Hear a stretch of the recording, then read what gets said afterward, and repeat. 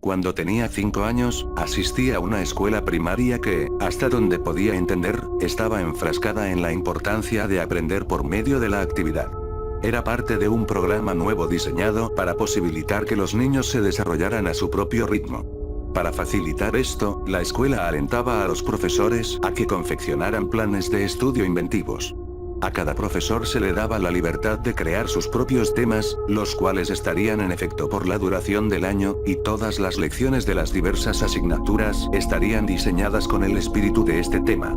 Los temas recibían el nombre de grupos. Había 4 grupos: espacio, mar, tierra y comunidad, el grupo en el que yo estaba. En los grados preescolares de este país no aprendes mucho además de cómo atar tus zapatos o cómo compartir, así que la mayoría no es memorable. Solo recuerdo 2 cosas con claridad: que yo era el mejor para escribir mi nombre de manera correcta, y el proyecto Globo, que había sido la marca distintiva del grupo Comunidad. Era una manera lista para mostrar la forma en la que una comunidad funcionaba en un nivel muy básico. Quizá has escuchado de esta actividad. Un viernes al comienzo del año, llegamos al salón y vimos que había un globo inflado con helio atado a cada uno de nuestros escritorios. También había un marcador, un lápiz tinta, un pedazo de papel y un sobre. El proyecto consistía en escribir una nota, ponerla en el sobre y atarla al globo, sobre el cual podíamos hacer un dibujo si queríamos. La mayoría de los niños comenzaron a batallar por los globos porque querían diferentes colores, pero yo empecé con mi nota, pues había pensado mucho sobre ella. Todas las notas tenían que adherirse a una estructura vaga, pero se nos permitía ser creativos dentro de esos límites. Mi nota decía algo como esto: hola. Encontraste mi globo. Mi nombre es nombre y asisto a la escuela primaria. Puedes quedarte con el globo, pero espero que puedas escribirme de vuelta. Me gusta Mighty Max, explorar, construir fuertes, nadar y mis amigos. ¿Qué te gusta a ti? Escríbeme pronto. Aquí tienes $1 para el correo. En el dólar, había escrito para las estampillas a lo largo de la parte frontal.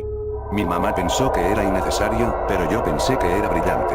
La maestra tomó una fotografía Polaroid de cada uno de nosotros con nuestros globos y las pusimos en nuestros respectivos sobres junto con la nota. Ella también agregó otra nota, que asumo que era para explicar la naturaleza del proyecto y el agradecimiento a cualquiera que decidiera participar en escribirnos y enviar fotos de su ciudad o vecindario. Esa era toda la idea: crear un sentido de comunidad sin tener que salir de la escuela, y establecer contacto vigilado con otras personas. Por las siguientes 2 semanas, las cartas empezaron a llegar. La mayoría vino con una fotografía de diferentes puntos de referencia, y cada vez que una carta llegaba, la maestra la fijaba en el gran mapa que utilizábamos para señalar de dónde había llegado la carta y cuánto había viajado el globo. Era una idea muy inteligente, porque en verdad ansiábamos ir a la escuela para ver si habíamos recibido nuestra carta. Durante el curso del año, apartábamos un día a la semana para escribirle a nuestro amigo por correspondencia, o para escribirle al de otro estudiante si nuestra respuesta no había llegado. La mía fue una de las últimas en llegar. Ese día, entré al salón y miré a mi escritorio, pero una vez más no vi ninguna carta esperándome. Tan pronto como me fui a sentar, la maestra se me acercó y me entregó un sobre. Debí haberme visto muy emocionado, porque cuando estaba a punto de abrirlo, ella puso su mano en la mía para detenerme y decir: por favor, no te pongas triste. No entendía a qué se refería. ¿Por qué estaría triste ahora que mi carta había llegado? Inicialmente, me encontraba desconcertado de que ella siquiera supiera lo que había en el sobre, pero ahora sé que los maestros, obviamente, veían el contenido para asegurarse de que no hubiera nada inapropiado. Cuando abrí el sobre, supe a qué se refería. No había ninguna carta. Lo único que tenía el sobre era una Polaroid, pero no supe discernir lo que era. Se veía como una porción de postre, pero estaba muy borrosa como para estar seguro. Parecía que la cámara había sido movida mientras la fotografía se tomaba. No tenía dirección del remitente, así que no podía escribirle incluso si hubiera querido. Me sentía descorazonado. El año escolar transcurrió y las cartas dejaron de llegar para casi todos los estudiantes. Después de todo, solo puedes continuar una correspondencia escrita con un estudiante preescolar hasta cierto punto. Todos, conmigo incluido, habíamos perdido el interés en las cartas. Entonces recibí otro sobre. Mi emoción se rejuveneció, y me deleité en el hecho de que me seguían enviando cartas cuando la mayoría de los demás amigos por correspondencia habían abandonado su participación. ¿Tuvo sentido que recibiera otra entrega? No hubo nada más que una imagen borrosa en la primera, así que esto probablemente era para compensarlo. Pero, de nuevo, no hubo ninguna carta, solo otra imagen. Esta era un poco más distinguible, pero aún no la entendía.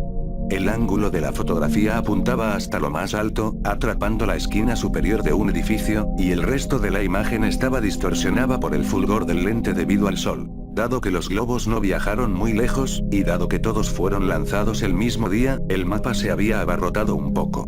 La política para los estudiantes que aún estaban intercambiando cartas era que podían llevarse las fotografías a casa. Mi mejor amigo, Josh, tenía el segundo número más alto de fotografías llevadas a casa. Su amigo por correspondencia era muy agradable y le envió fotografías desde todas partes de la ciudad vecina. Creo que Josh se llevó 4 fotografías a casa. Yo me llevé casi 50. Después de un tiempo, dejamos de ver mis fotografías.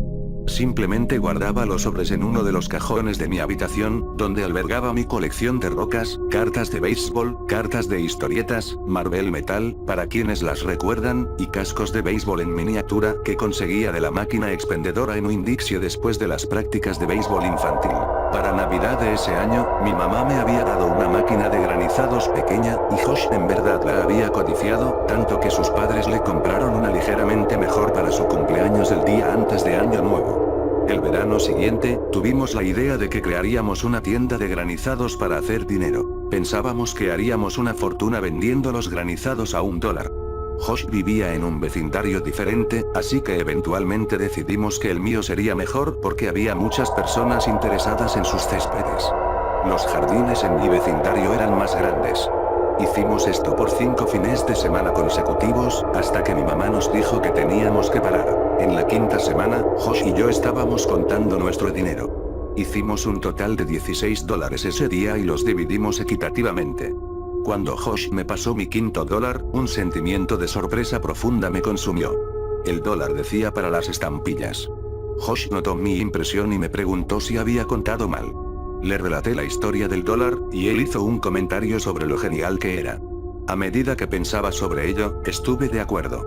Me inundó la idea de que el dólar había vuelto a mí después de haber cambiado tantas manos. Le dije a Josh que tenía que mostrarle algo. De vuelta en mi habitación, abrí el cajón y saqué un lote de sobres.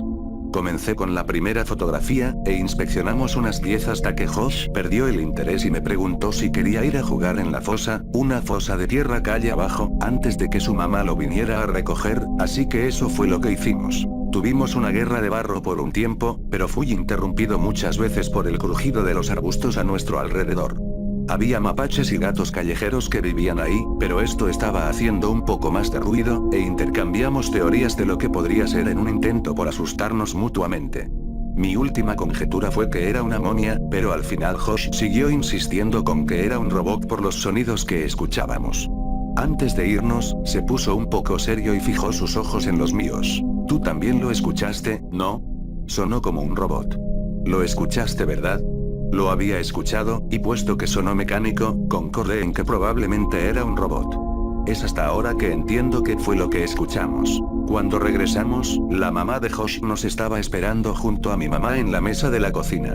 Josh le dijo a su mamá acerca del robot. Nuestras mamás rieron y Josh se fue a casa. Mi mamá y yo comimos la cena, y luego me fui a la cama. No me quedé en la cama mucho tiempo antes de salir por debajo de las sábanas y decidir que, a raíz de los eventos del día, iba a revisar los sobres. Todo el asunto me parecía mucho más llamativo ahora. Tomé el primer sobre, lo coloqué en el suelo y puse la Polaroid de postre encima. Coloqué el segundo sobre a un lado y le puse encima la Polaroid con el ángulo extraño del edificio. Hice esto con cada una de las fotografías hasta que formaron una cuadrícula de 5x10. Me habían enseñado a ser cuidadoso con aquellas cosas que estaba coleccionando, incluso si no estaba seguro de su valor. Noté que las fotografías, gradualmente, se hicieron más discernibles. Había un árbol con un ave en él, una señal de límite de velocidad, cables eléctricos, un grupo de personas caminando en un edificio. Y luego vi algo que me irritó tan poderosamente que, mientras escribo esto, puedo recordar con precisión el sentirme mareado, solo capaz de rumiar un pensamiento insistente. ¿Por qué estoy en esta fotografía? En esa imagen de un grupo de personas entrando a un edificio, me vi a mí mismo sosteniendo la mano de mi mamá al final de una multitud de personas. Nos encontrábamos hasta el borde de la fotografía, pero innegablemente éramos nosotros. Y a medida que mis ojos se sumergieron en el mar de Polaroids, me sentí todavía más ansioso.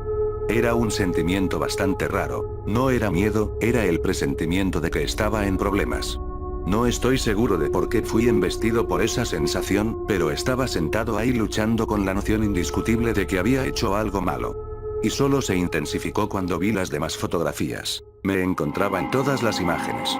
Ninguna de ellas era un primer plano, ninguna de ellas eran solo de mí. Pero yo estaba en cada una de las capturas, a un costado, en el fondo, en la parte baja del marco. Algunas solo tenían la parte más diminuta de mi rostro capturado en el borde de la fotografía, pero, en cualquier caso, estaba ahí. Siempre estaba ahí, no sabía qué hacer. Tu mente funciona en maneras divertidas cuando eres un niño. Una gran parte de mí tenía miedo de estar en problemas simplemente por estar despierto. Dado que ya tenía el sentimiento inminente de haber hecho algo malo, decidí que esperaría hasta el día siguiente. El día siguiente, mi mamá tuvo el día libre y pasó la mayor parte de la mañana limpiando la casa. Vi caricaturas, creo, y esperé hasta que pensé que era un buen momento para mostrarle las Polaroids. Cuando ella salió a traer el correo, agarré un par de fotografías y las puse en la mesa frente a mí mientras esperaba que ella volviera a entrar. Cuando regresó, ya estaba abriendo el correo y apartó algo de correo basura. Alcé mi voz. Mamá, ¿puedes venir un segundo? Tengo estas fotografías. Un momento, cariño. Necesito marcar esto en el calendario. Después de un minuto o dos, ella se acercó detrás de mí y me preguntó qué era lo que necesitaba. Podía oírla barajando el correo a mis espaldas, pero yo solo observaba las Polaroids y le conté sobre ellas. Conforme se lo explicaba y señalaba las fotografías, sus ajas frecuentes disminuyeron, y de súbito estaba completamente en silencio. El próximo sonido que escuché de ella se escuchó como si estuviera tratando de recuperar su aliento en una habitación desprovista de aire. Al menos sus jadeos trabajosos fueron dominados y simplemente botó el correo restante en la mesa, dirigiéndose al teléfono de la cocina. Mamá. Lo siento, no sabía nada. No te molestes conmigo. Ella estaba caminando de adelante hacia atrás con el teléfono presionado en su oreja. Jugué nerviosamente con el correo que estaba a un lado de mis Polaroids. El primer sobre tenía algo sobresaliendo que jalé ansiosa e imprudentemente hasta que salió. Era otra Polaroid. Confundido, pensé que una de mis Polaroids se había colado de alguna forma cuando ella tiró el correo. Pero al darle la vuelta y estudiarla, me di cuenta de que no había visto esa antes. Para mi asombro, era yo, pero esta era una captura mucho más próxima. Estaba rodeado de árboles y sonreía. Pero no era solo yo, Josh estaba ahí también. Esto era de ayer. Empecé a gritarle a mi mamá, quien seguía discutiendo en el teléfono. Repetidamente, llamé su atención hasta que al fin me respondió con un ¿qué? Y solo pude preguntar. ¿A quién estás llamando? Estoy hablando con la policía, cariño. ¿Pero por qué? Lo siento.